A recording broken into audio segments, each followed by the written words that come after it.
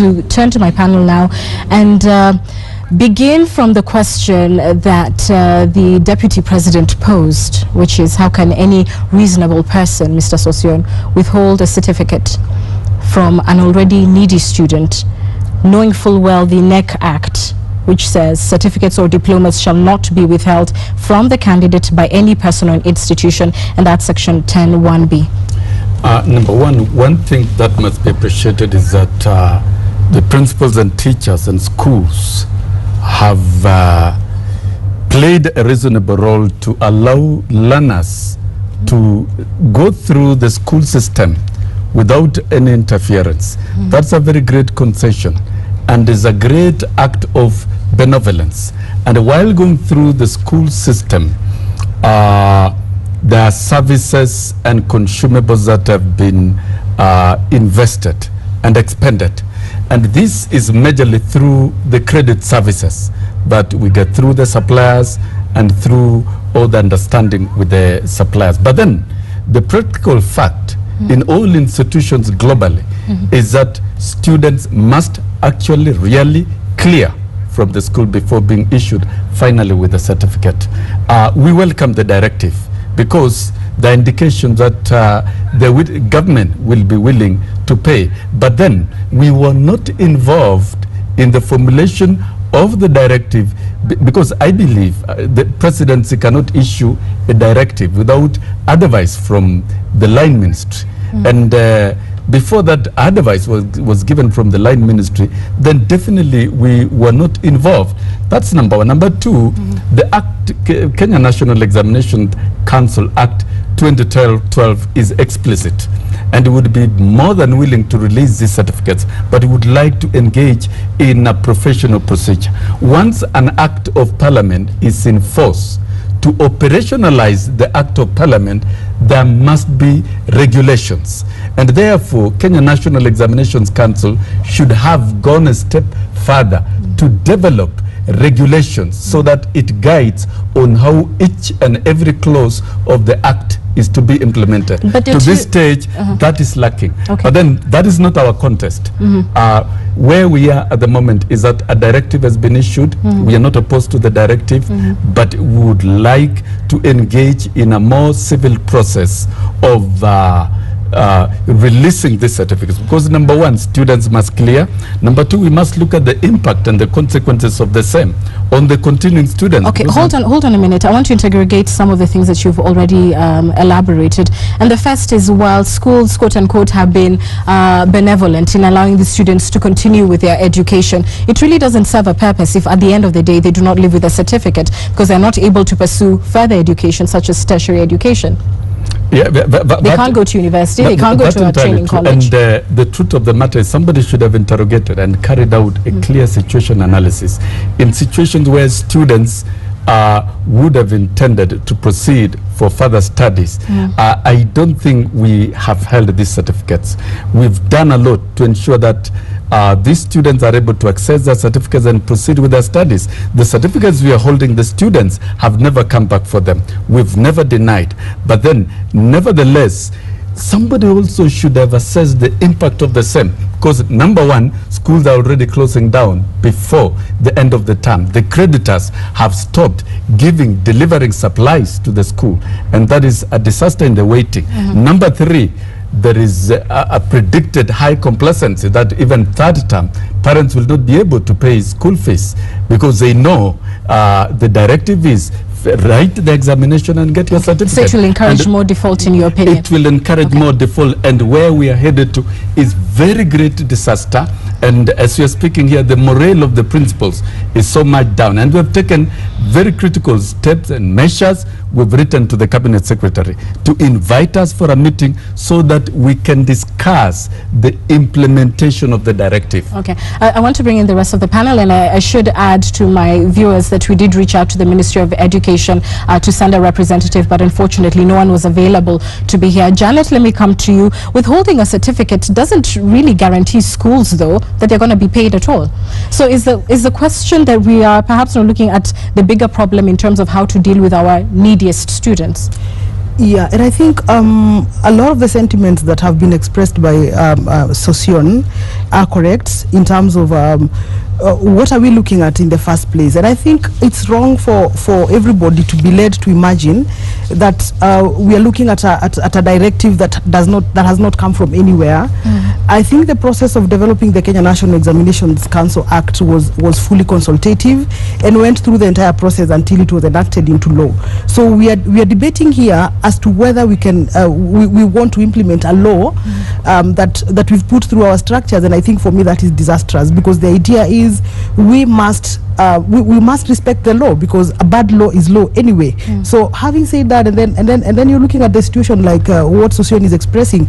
Where are the regulations, for example, so that we can now say that the Kenya National Examinations Council Act is fully operational? So you're looking at why would we wait until the Deputy President is the one coming in to give directives about the Ministry of Education implementing its own laws? So I think there's a problem there, and given that the NEC Act is not new, it's an act of October 2012. So what is new now? And if the Ministry of Education is coming out clear to say, since we enacted this act, there are no certificates that have been withheld, I think we are looking at a loss here. But then again, listening to the amount of figures that we are quoting in terms of the fee areas, there was a child the other day that was talking about 300,000 Kenya shillings. And so if you're withholding anyone's certificate that they owe you 300,000 Kenya shillings, and you actually want them to pay you before you give them their certificate, I don't think that is right. So there is also the second issue, where how did we get there? How did we get, for example, to a situation where we can have school fees worth 300,000, and who will pay? I can guarantee you everybody will default, and we will withhold all the certificates. So I think the problems are even with controls, because if you're telling a parent that you have to pay 300,000, they don't even have hope that if I sell a cow, I can be able to get that. So, but if we're talking about a decent figure of about 40,000, then there can be hope that at least we can raise the amount of money. In your opinion, in the first place, that schools even allow it to get to that level? It's just not at all. Prof, what do you think of what you've heard? I think the first thing is that I'm in shock, especially with what Secretary General has said about the teachers, head teachers being benevolent enough to allow the students to study. These schools are national schools, they are government schools. The question of being sympathetic, that is not their school. So really, the duty of providing education in this country belongs to the government.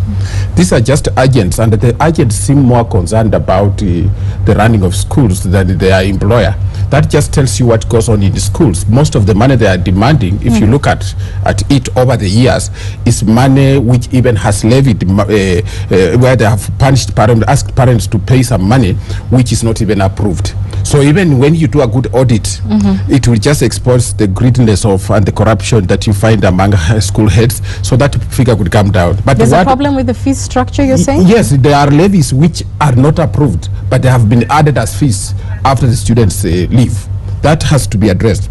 But having said that, I would like to say this: the starting point for us to discuss this issue is the Constitution.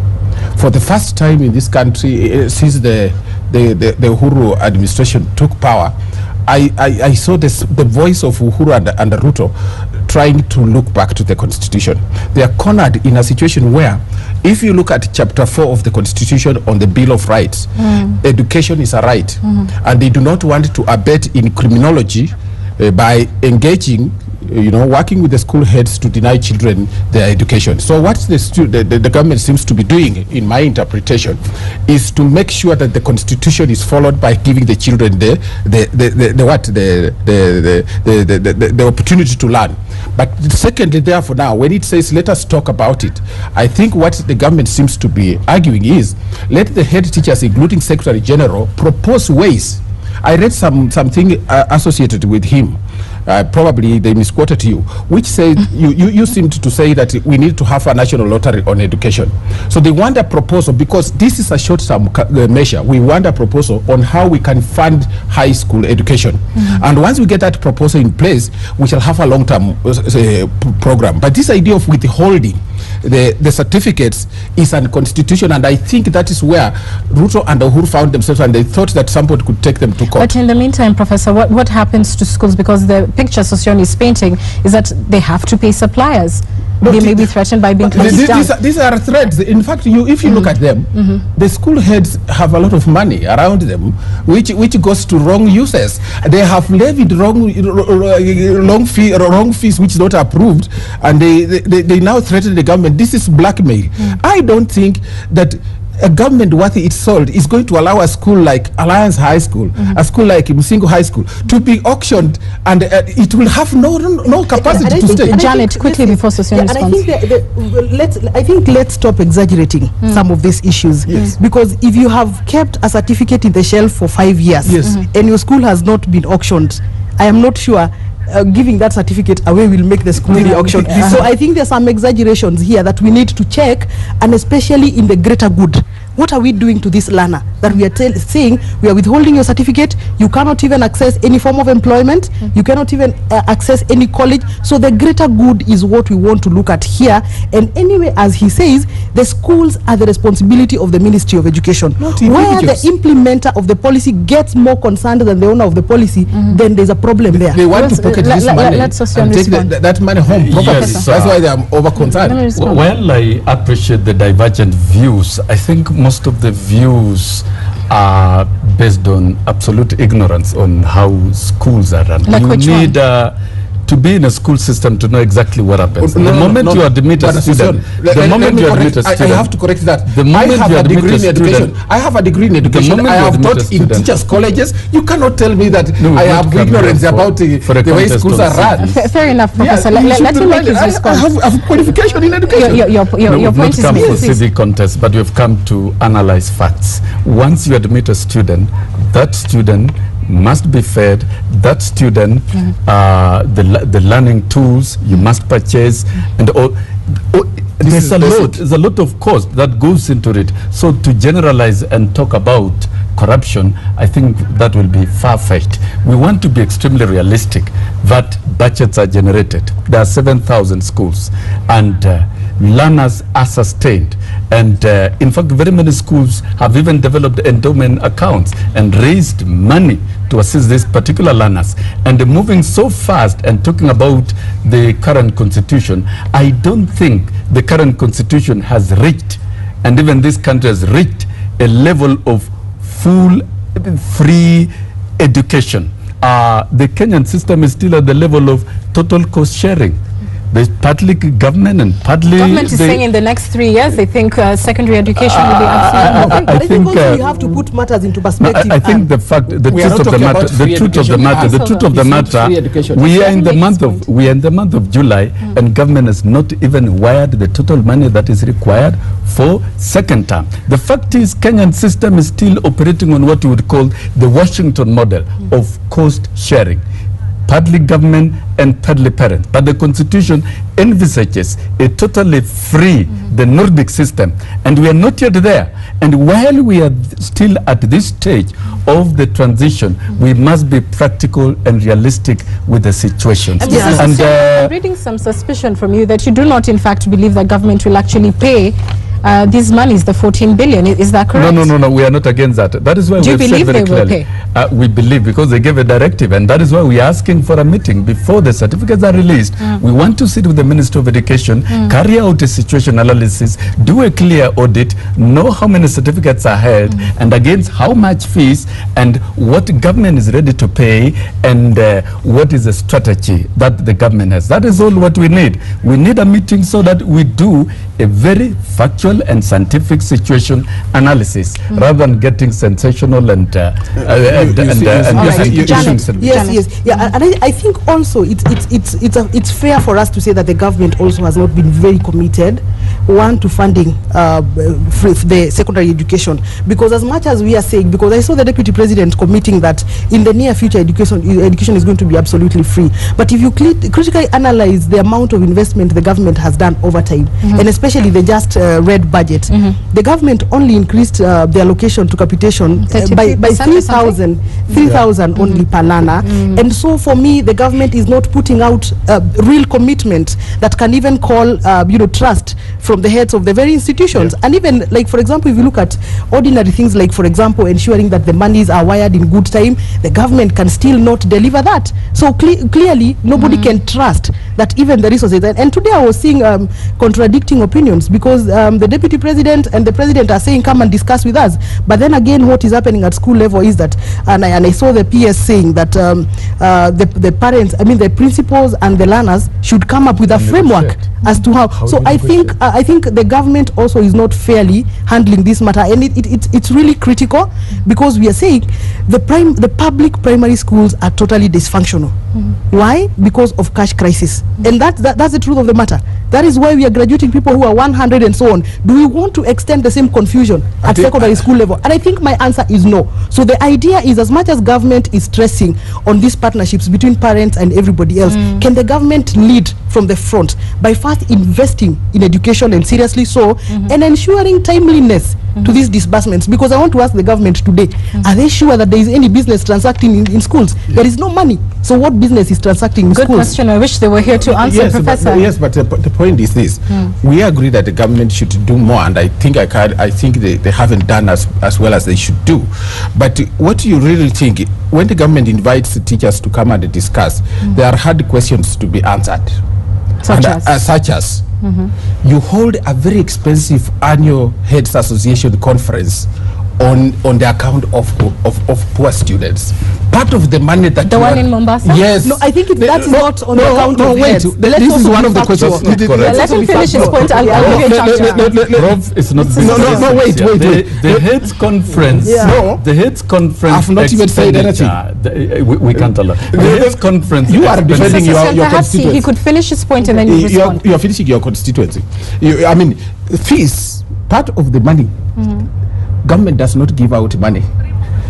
Head teachers subscribe to the National Heads Association. Where do they get money? Is it from their pocket? These are questions that the government wants to answer. Then secondly, how has been the financial management of these schools over the years? How much money has been lost through fraudulent deals? I think those are the questions that the government is inviting them to talk to justify the figure 14. But if that is not justified, then the government is likely to ask that part of the solution will for you to forego some of the things you have been doing and surrender this money to pay the school fees. So that is the basic thing. But the second most important point is this, that the Constitution does not envisage what he calls free education. But it says that children have a right to education as a basic right. Now, how you get that right implemented has got to do with how you raise money. We can still raise money without punishing these poor children to fund education. So it's not that we are saying the Constitution is still in the Washington mode. No. Okay, I'll allow Mr. Sosyan to respond before we go to your final views. Away from theoretical issues and imaginations that I would think are largely misguided. Number one, the Heads Conferences are financed through the monthly subscriptions by the head teachers themselves through their salaries. It is not financed by the school money. Number two, we are not here talking about misappropriation. We are talking about releasing of certificates. And if it is about misappropriation, the Ministry of Education has a strong audit system. And if there is one or two principals who misappropriates money, then he has to answer. Thirdly, we are taking the sector into a lot of confusion, and it's good when you get down to figures. What really is the level of government commitment in this? We'd like to encourage government to commit itself and to release even the money on time, but there are facts and questions that really we need to know. Number one, when we talk about the free secondary education, for example, being raised by 35%, and that rise of 35% will even cover the NEC examination fee. That rises to something like 13,500, yet the examination per child at KCSE level is 6,000. Then we really wonder where we are going to get these figures, a gap of 3,000. There are a lot of questions and a lot of issues, and we think the ministry is better placed, and the ministry has gone into hiding. We've written to them. We've asked for a simple thing. I have a question for Mr. Sosyan. Just a short question for him, because this is important, and we need corrections here. Okay. I have in my possession correspondence asking head teachers to attend conferences in some places from zonal to what used to be provincial level, then the nationals. The letter starts by saying you are invited to attend this meeting, and then liaise with your respective BOGs to facilitate you to attend the meeting. So when you have a Secretary General like this, he's a very respected person, and he's telling a lie on national television that the head teachers put out the money. Who sponsors these people? Who travel allowance and everything? These are some of the money that comes from please poor hold students. on, Prof. Fair enough. And these questions must be sorted out before you even. Please hold on. I want us to wind up, because we must. Your point has been made, Professor. Thank you for that, and so you've responded, please. So, in your final views, yes, very quickly, what is the way forward in as far as this directive is concerned? Do you think it can be operationalized? What's the way forward? Very quickly, I'll begin with the lady. Yeah, thank you. And I think very quickly, we are telling government it is a move in the right direction, because thinking pro-poor and thinking about the poorest of the poor who cannot afford all these escalated school fees and all that, it's really a good move. But principals need to be supported. If there are those concerns that probably there are issues that need to be discussed, we also saying that it is not good to politicize education issues. I think then the government think of modalities as to how some of these debts can also be achieved, but also say that it has become very difficult in this sector to operate, and partly say that Sosion and his group are responsible for that, because you cannot politicize everything else. So let's identify the issues that are welfare and the issues that are policy, and for once say I admire the government because of being bold and leading in giving the policy direction, and rally all of us behind the policy of government. I thank you for your views. Sosion, your final views. Yes, my views are very clear and simple. Number one, we are not opposed to the directive. That's a presidential directive, and I believe it is well informed.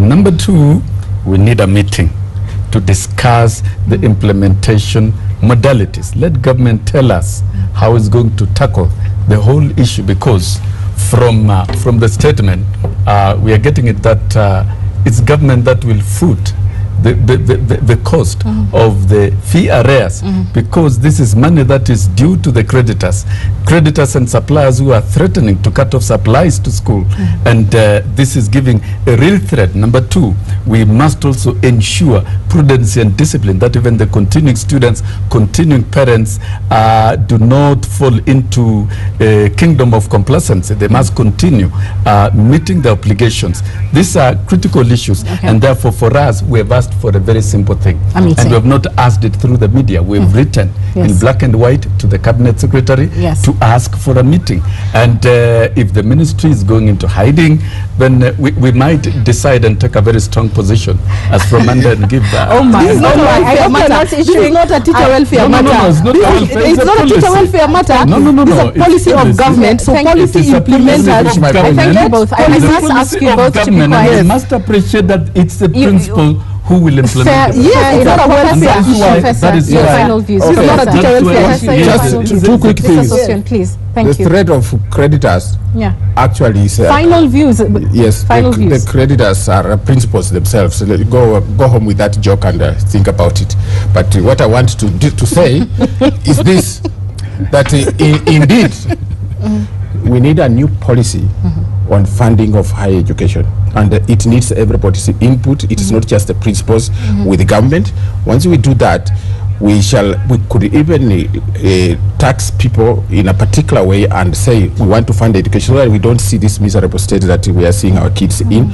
But for now, principals should release certificates as directed by government and then discuss with the government. I want to thank you all